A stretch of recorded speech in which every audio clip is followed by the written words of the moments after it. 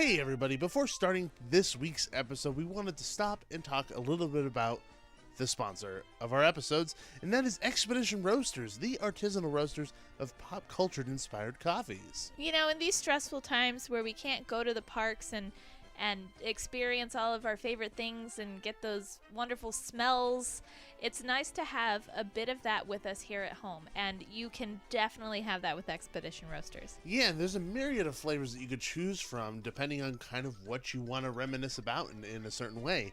I mean, you could easily choose Route 66 Tire Fix, which is their morning blend coffee, which, you know, obviously is reminiscent of Cars. Yes. So imagine walking into Cars Land, the asphalt fresh with the water that is evaporating after they cleaned off the entire area, fresh in the morning. You just walked in the gates, something like that. Or you could do Fortune and Glory, which is their Indiana Jones inspired coffee, which is bourbon streusel. It's so good. So, but my favorite is Happily Never After. Yes, your favorite is Happily Never After, and I have to say that one of my favorites is the Wonderland Coffee Crumb Cake.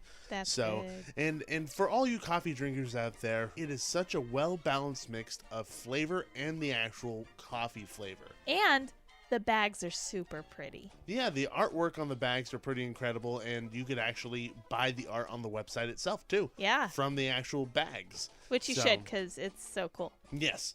So if you find yourself needing a little bit of a pick-me-up, but you want to reminisce a little bit about the parks, I would highly suggest checking out Expedition Roasters, heading over to expeditionroasters.com and purchasing some coffee from them.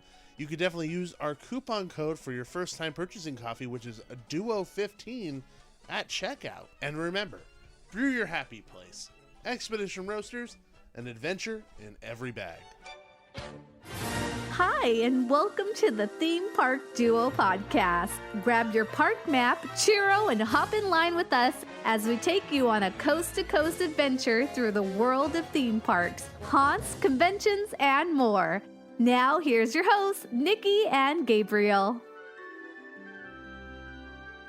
Hello, everybody, and welcome back to another episode of the Theme Park Duo podcast. I'm your host, Gabe, and we are here for an extra special bonus episode with our friend Rick West from Midsummer Scream to talk a little bit about the behind-the-scenes decision-making for the cancellation of Midsummer Scream 2020. Now, I could probably speak for most people in the haunt community when I say that I am extremely sad that Midsummer Scream 2020 got canceled. It is one of our favorite, if not our favorite, convention to attend. It has a lot to do with the people that attend, the community that has been built around it, and the people that run it. It really is a highlight of our year, so knowing now that we don't have Midsummer Scream to look forward to in 2020 is a big bummer. But, you know, we are happy that we got to sit down with Rick to discuss a little bit about the behind-the-scenes decision-making, even though it was a little bit of a disappointment to literally everybody involved, including the team at Midsummer Scream. So, let's not waste any more time and jump into our interview with Rick West.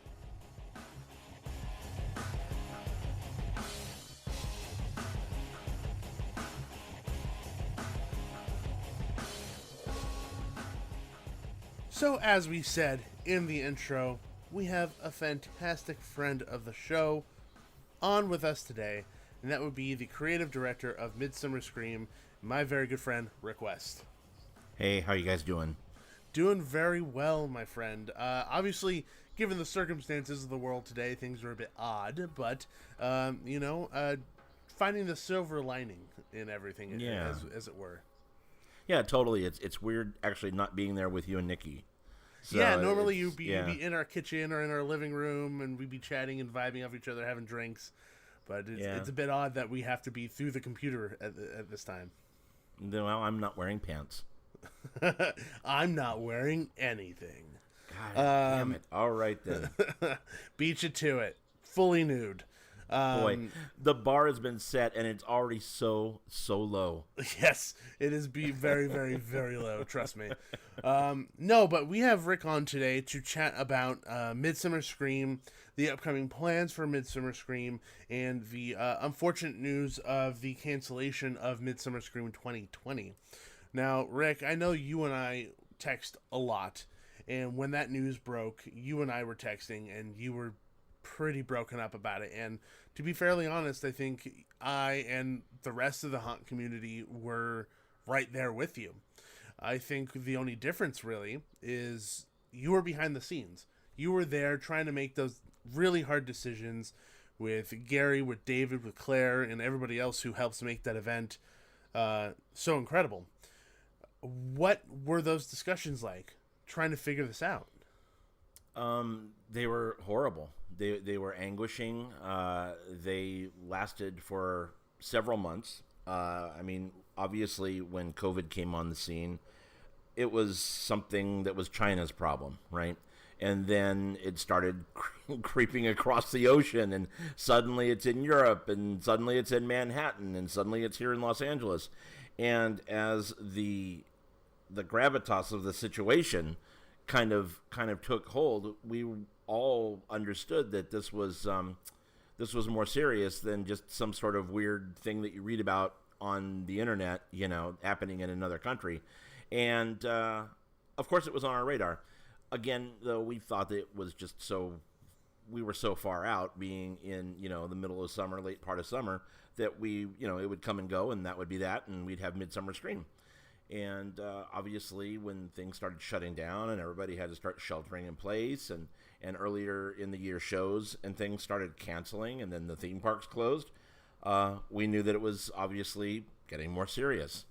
And so we just watched and began to start discussing alternate plans. Like, well, what does this mean for us?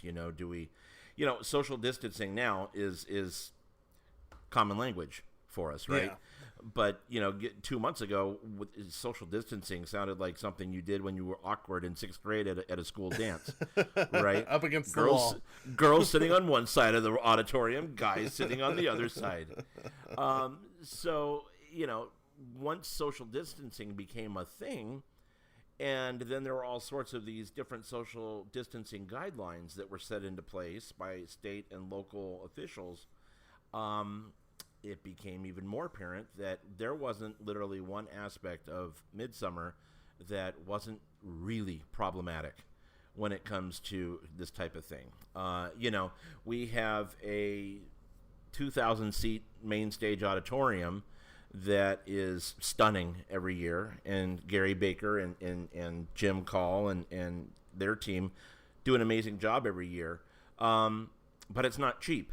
And so if we say reduce the theater to 300 to 500 people, well, then suddenly that's not really much of a main stage, and it's definitely business-wise not feasible to do something like that, And then there's the fact that we turn to Knott's and Universal and say, well, there's only going to be 300 people in your audience, after they're used to having 2,000 plus every year, right? So but it was everything. It was the Black Cat Lounge. Like, who's going to want to go into a room and touch all of these cats that everybody else has just been touching? And if you're a kitten rescue worker, who's going to want to sit in that room with all these people cycling in and out all day? Even that was problematic. And then, of course, Hollow Shadows and show floor, that's a freaking nightmare when it comes to logistics. Yeah. So we knew that we had a huge challenge. And then as things did not improve, and they only got worse, and as of this recording, things continue to, increase as far as death tolls and numbers of infected. And it became apparent that we had a real heavy decision on the horizon, just looming large, right?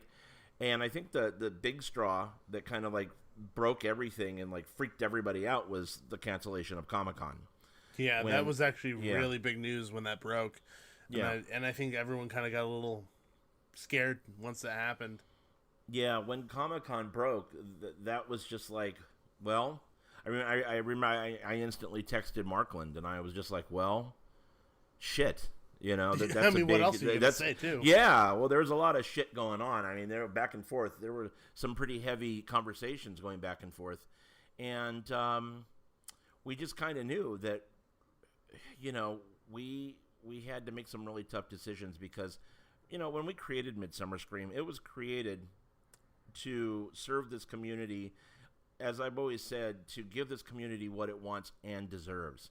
And so in knowing that we wouldn't be able to really deliver anything that looked anything like the Midsummer Scream that everybody has fallen in love with and supports, we just kind of shifted our attention and said, well, then in this case, how do we best serve the community? And the answer, I quite frankly just believe, is not do anything and keep everybody home and safe. For me, if one person coming to the event or somebody on our team or one of our vendors or partners, God forbid, caught this thing while they were at Midsummer and got really sick or, died, that kind of thing would just haunt me, forever. And of course you can get COVID or whatever, just going to whatever you're doing. But if it was something that we did because we pushed to have the doors open, I would personally feel really heavy responsibility for that. And so at that point, it just kind of became, well, what do we do? Do we offer up a lame duck for our 5th anniversary and have it be nothing like anybody wants? Or do we just kind of say, hey, this is a horrible decision and we have to make it, but we do it because we love you guys and want to keep everybody safe, and really just focus all of our firepower on what we can do the rest of the year and end-of-year events that we can talk about, and then really focus for 2021 on our 5th anniversary then, and make it bigger and better than anybody's can even imagine. And so at that point, it became pretty crystal clear. That happened for me, it happened about 3 weeks before we made our final decision. Yeah. So, I mean, our talks were going, it was really funny because I would have people texting me going, well, have you guys started talking? I'm like, you have no idea. We've been talking for months. This is a major business. It's like, no, we're not flying by the seat of our pants and just, maybe we should think about things. Of course, there's not in anything that Midsummer does. This team, I mean, it's an 18-month process to create a Midsummer Scream show. So, yes, this team was very, very aware of COVID. Yeah. Absolutely, the conversations were going on. We're not amateur at this. So it was just a really weird thing because you could tell everybody knew that was coming, but they were really, really hoping that it wasn't going to happen, right? Yeah. And so when we made the decision, I called the team together in person. I said, I really want to be in person for this because we've made every other decision that's a major decision together face to face as a team. And we did that. We gathered at Gary's house and we made that really hard decision. And at the same time, we talked about how we would roll out the announcement then at the same time for next year's dates. And we also discussed quite a bit about what we plan on doing the rest of the year with social media and later on pop-up events. And then, of course, season screenings, which is going to be our huge well, I don't want to say huge because Midsummer Scream's huge, but season screenings will be larger than it's ever been at the end of the year in December for our Dark Christmas event. Yeah. Well, I mean, like, there's a lot of things to be excited about. And, to be fairly honest, when all this news started coming down and, it was inevitable, once one domino goes, the whole thing's going to go. And when the news came down that Midsummer wasn't going to happen, my initial reaction, like many people, was disappointment. But the secondary reaction that I had was, I'm glad that I'm part of a community of people that care so much about each other. And I'm glad that the people that I call my friends run this thing, and they care about us. And they want to make sure that, the show is what we deserve and what they would want. And 2, they don't want anybody to get sick. I don't know anybody who runs Comic-Con, but I highly doubt that Comic-Con's cancellation was because of a personal love for the community. Something that large has to be money-based. But I'm so glad that you guys are making these hard decisions based on a love for that community. And it's not an easy decision. And I don't want to be in your shoes. I never want to be in that position. But I'm glad that you guys are really putting the community first when it comes to these decisions. Yeah, now, in the first 5 years that we've been doing this is by far the hardest decision we've ever had to make. I honestly horrible. Can't imagine. Yeah. It was horrible. Imagine. I mean, it wasn't like there was no infighting about it. There was just probably a common understanding. Like, this is the thing we have to deal with. It was, and there were also a lot of suggestions all the way around of, well, what if we do this? What if we do this? And it just kind of kept coming back to the common denominator of sucking. and we're not in the business of sucking. We've had a pretty good track record, Yes, so you far. do. And to be honest, on the business side of it too, I made it very clear to David and the rest of the team that, we also have a brand to protect and a bar that we have set within the industry that even if because of COVID it wasn't a great show, people next year and the year after that, when discussing Midsummer Scream, will say, yeah, we went last year. It was okay. We know they were dealing with COVID stuff, but it was okay. You just don't want that on your track record. You never want that. Of course not. Of course not. So we decided that we will just go dark this year and come back next year for our 5th anniversary and just blow minds across the board. Well, I mean, you guys do that every single year. I don't think there's ever been a single year of Midsummer Scream where I've left saying, it wasn't as good as the year before. Right. It's always been us leaving saying, holy shit, how are they going to top themselves from that year? Yeah. And you guys truly have set a bar of quality that you don't want to lower. And I think you're 100% right in making that decision and not wanting to go below that, because people are expecting something from you. So I do think that is a very, very smart decision. Now, when it comes for the future, I know that you said you wanted to do an event that blows everybody out of the water. But for people who are looking forward to something, at least something to hold on to in the near future, you mentioned a couple of other events and things that you guys are starting to kind of plan out and do. Now, can you run into a little bit more of that kind of stuff, flesh those things out for us? Yeah, so we have a tremendous online presence. We've got a great fan community online with Instagram and Twitter and Facebook. And so we did decide that going forward this year, we are going to use those social media platforms in ways that we have not before, really, and definitely much more frequently than we ever have. So last week, David did a tour of Bearded Ladies Mystic Museum, and that's on the Midsummer YouTube channel. And this coming Monday night, I'm going to be hosting a discussion with Chris Stafford from 13th Floor. They own LA Haunted Hayride and a million other haunts across the United States, as well as Diane Meyer, who is one of the leaders in Cal Haunts, and also she has her own haunt, which is Rotten Apple. And so we're going to have a broadcast on Monday night talking about the current situation and what we think the impact is going to be, not only at Halloween, but just kind of talking about what's going on with the companies and with all the haunters right now. Yeah. And so I think it's going to be really interesting. And that kind of thing, we are planning many other broadcasts like that. So I guess you call it mini panel presentations. Yeah. Whatever you want to call it. We're calling it a graveside chat. So that's going to be fun. But it's not in lieu of Midsummer Scream. That's one thing that we did decide, is that we didn't. You have a lot of groups that will say, well, we're just going to have our virtual event, and I think David Markland and I are on the same page where it's just not interesting to us, and definitely I don't think it doesn't capture the same magic as feels kind of boring. Feels kind of boring. Yeah, there you go. Yeah, it's the B word. And so it's cool for 5 minutes, and then you're kind of like, okay, what's next? Type of thing. So broadcasts, yes. Interviews, you bet. But bringing it virtually, as Midsummer Scream, it is a Midsummer Scream broadcast, but it's in no way replacing, what we would have done this year. I don't think there's a way you could either.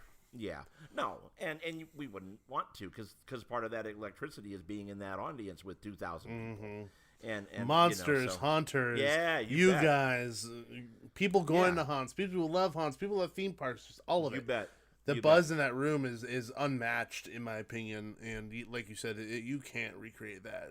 Being a virtual version of that, everybody's screaming in their own room. You can't hear people, can't vibe off of it. You can't do any of it. No, doing the virtual stuff, it serves its purpose right now, but it's about as effective as virtual classrooms for the teenagers right now. Ain't working. So, it's just one of those things. But, so we are going to be using social a lot more. When restrictions do ease up, I certainly want to have a get-together one night at the Cauldron in Buena Park, so the community can rally around Laura and her team and show them the love and get them going financially again with everything. And I see that we would probably have pop-ups all over the Southland doing that kind of thing. And then, of course, there is season screenings at the end of the year. The last 2 years, it's been at Sweet Hollywood, and it's been very popular and very well attended, but Sweet no longer exists there, which means we get to find a new venue this year. Perfect timing. So we're going to look for something that we can kind of really expand and kind of make into something. We constantly evolve stuff that has to do with Midsummer Scream. So since that's one of our projects and products, I made it clear to the team, especially after we decided to cancel the summer show. I said, well, we do have to focus more firepower than on our December show and kind of give the community more than what we normally would at a season screenings event. So I think that you will see like little tiny aspects of the summer show creep in, and what that means, I don't know, because to be honest with you, that's not been our focus right now. But you bet in the weeks ahead, we're going to start talking about that. David and I have started talking about locations and needs and things like that. So we're always one step ahead, if not a whole bunch of steps ahead. By the way, we're locking down our 2022 dates right now. So it is an ongoing process, and it's a lot further in the future than most people think that don't know really what goes into producing something of this magnitude. So that's we think that we have a pretty good lock on what we need to do as far as staying visible in the community and supportive of the community. And boy, at Halloween time, however that looks, you can bet when we're out and about, we're going to be broadcasting a lot on Instagram or whatever we're on to bring everybody, virtually to. We just said virtual sucks, but no, we want to bring these haunts to people around the world that are fans that want to see what's going on in Southern California, in the aftermath, hopefully in the aftermath of COVID-19. Again, that changes every day. So this whole thing is kind of a moving target. I mean, just today, it was announced that the Long Beach Convention Center has scratched every event through Labor Day. So it turns out that we made the right decision because our hand was about to be forced anyway. And I heard today that the LA County Fair has been canceled. Yep. So it's just domino after domino falling. And so where it stops, we just don't know. As far as the theme parks, I don't know. Obviously, we wish our friends the best. I'm a little nervous that people are going to be too eager to get out and do things, and then we're going to experience a massive spike that just wipes out the rest of the year so that we don't have Halloween or Christmas. That's my personal fear, and I think that's a very real fear. I think we can sit here and wonder about that all night. Yeah.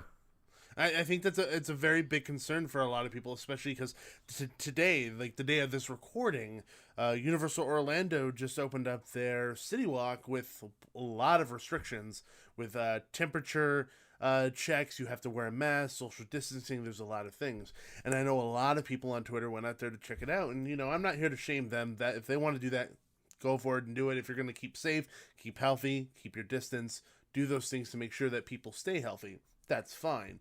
Like you said, I'm very concerned about the eagerness for things to go back to normal when they're not normal. And that causing a bigger issue for us moving forward, because as much as I want to get back to the normal, I know what it has to take in order to get there. And I'm willing to put that out there, and that's fine. But I hope that we don't come to that. I never want to see that.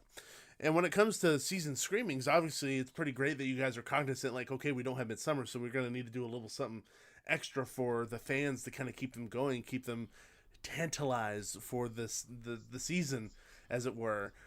So I'm very, very personally excited for that, because obviously not having Midsummer Scream, my favorite convention out of the year, this is something now that I get to look forward to. And hopefully for everybody else, if things go correctly, is now something that they can look forward to and is the light at the end of the tunnel, because I think that's what a lot of people are looking for right now. I think a lot of people just want something to look forward to, something to help them get through the rough time. And I would be lying if I said that I'm not having a rough time. I'm sure you're having a rough time. And I think it's important to remember, everybody who's listening, it's okay to be having a rough time. It's okay to be having a very difficult time dealing with the reality of our situation. But know everything's fine, and an event like Season Screamings is going to be there to help you break back into the normalcy that we're all craving so much. Yeah, it's boy, it seems like it's so long and so far away, right? But we got to hang on to that, and we got to really hope for that and work towards that, and we got to just continue to charge up that hill, because eventually this thing will end. And but yeah, it's hard. We were in the car going to get something to eat the other night, and actually it was a late Sunday afternoon, and I was just like, God damn, I just wish we could just drive down and just walk through Ghost Town and get a boysenberry beer and just relax at Knott's. I miss that. And yeah, so it is. I am starting to really get that itch, and so we'll see. We'll see how the theme park stuff goes.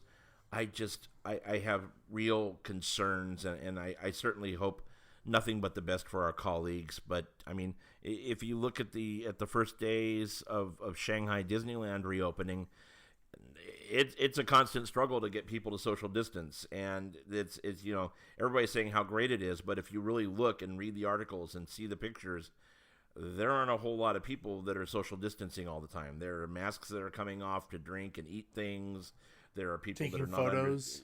Yes, there are people that are standing, right next to each other, and I don't know. I mean, in a culture in China where everybody is already up in everybody's business physically anyway, I can understand that, but you see protests and things here in the Southland where people are showing up without masks and all that.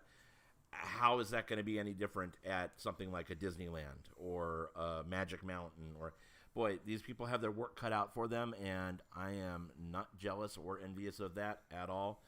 And I love them and just wish them all the very best, because it's going to be a haul. Yeah, and those are people that you and I rub elbows with all the time, if that's the correct saying.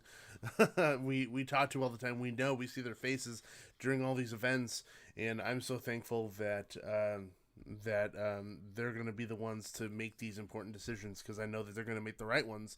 But I'm really thankful for having you come on today. Thank you for coming on to just kind of chat about your guys' decision, what we're looking forward to in the future, and kind of what we can hang on to now, because the community is looking for something, and I'm thankful that Midsummer Scream is around to kind of have that there for us. Yeah, well, we exist because of the community, right?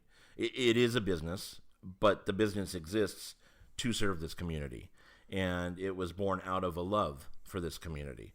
So we certainly have faced adversity in our history, but nothing like this. So as cliche as it sounds, we are all in this together, and we will get through this together. And we just, communication's great. Communication is key, and you got to keep that faith, whatever that faith is for you. And you just, God, like I say sometimes when I do my own broadcast, you just got to be good to one another. You just got to take care of each other. And if it means standing 6 feet away and wearing the damn mask, then stay 6 feet away and wear the damn mask.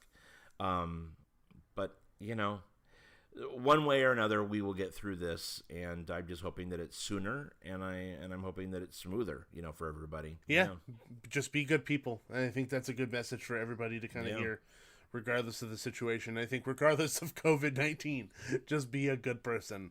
That's all that matters. But thank you very much again, and let everybody know where they could sign up for the newsletter and kind of follow Midsummer, so that they could get all the info they need for anything coming up virtually or in the near future. Sure. Well, midsummerscream.org. You want to go there and make sure that you're signed up for our weekly e-newsletter. That'll give you all the links and all the information you need for any broadcasts that we have planned, and just basically what's going on in the world of Midsummer Scream. We're on Facebook, which is one of the places where we will be streaming these live. We have a YouTube channel as well. There's Periscope, and we are not saying Instagram because we are the software that we're using is kind of glitchy with Instagram, and we're trying to make that smoother. So while we will try to do it on that, we know for sure that it works on the YouTube and the Facebook pages. So definitely make sure that you're hooked up with us that way. And then we're on social media, of course. I'm on social media. Well, I'm on Instagram at RickWest999. And that's where we are dwelling these days. Well, once again, thank you so much. And till we see you at Season Screamings, my friend. Oh, man, I hope it's sooner than that, Gabe. Me too. Dude, me that's too. A long time, brother. A drink at the cauldron, like you said. That's what we're hoping for. That's very, right. very That's soon. Right. You guys take care, and thank you for having me on. I hope you all really enjoyed hearing a little bit about the behind the scenes for the 2020 Midsummer Scream cancellation.